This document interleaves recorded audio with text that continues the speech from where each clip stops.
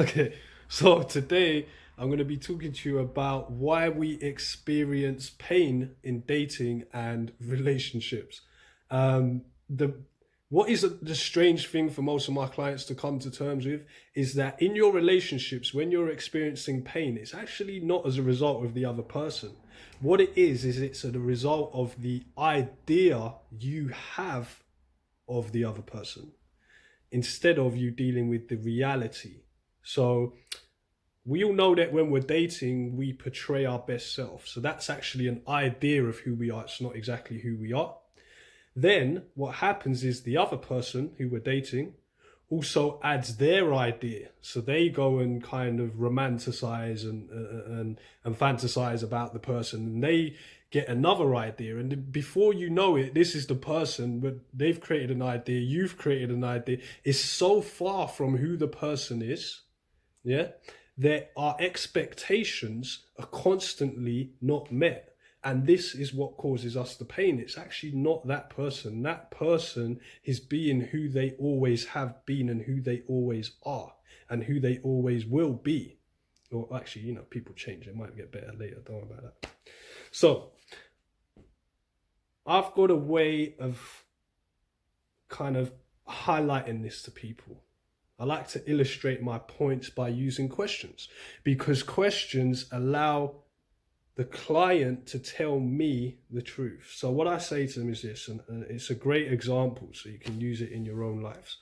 I say to them on the phone, I'll be, can you? I'll just say in the middle of the conversation, like, can you send me £1 billion, please?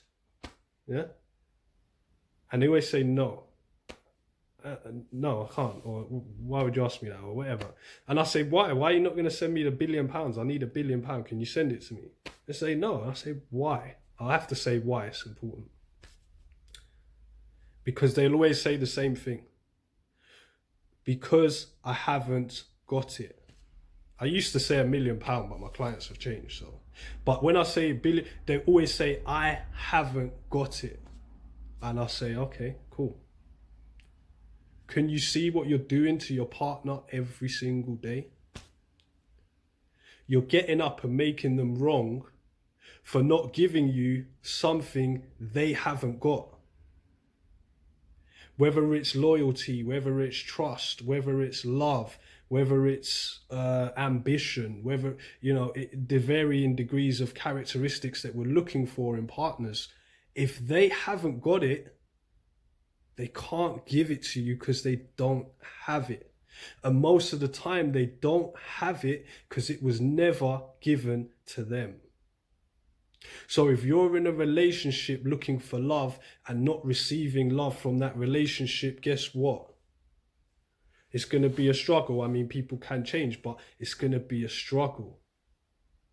So what we need to do, if you're in a painful relationship right now, or if you've been in one, or you're experiencing something, you're dating right now, what I'd like you to do is look at the reality of the person. Look at the reality, disattach it from the unrealistic idea you have right now, and do this as soon as possible. Because if you don't, you're going to start experiencing pain very soon. And nobody wants to experience pain. And what I'd like you to do also as well is stop blaming other people. Start looking at yourself. What have I done in this situation? How have I made it? The people are always showing us who they are. It's up to us to ignore it. It's up to us to ignore it and go back to the idea. Yeah, the people are constantly showing us who they are. And I'm not saying this is some holier than thou person who hasn't experienced this for himself. I'm telling you this because I know it through experience. Okay. So what I would say is,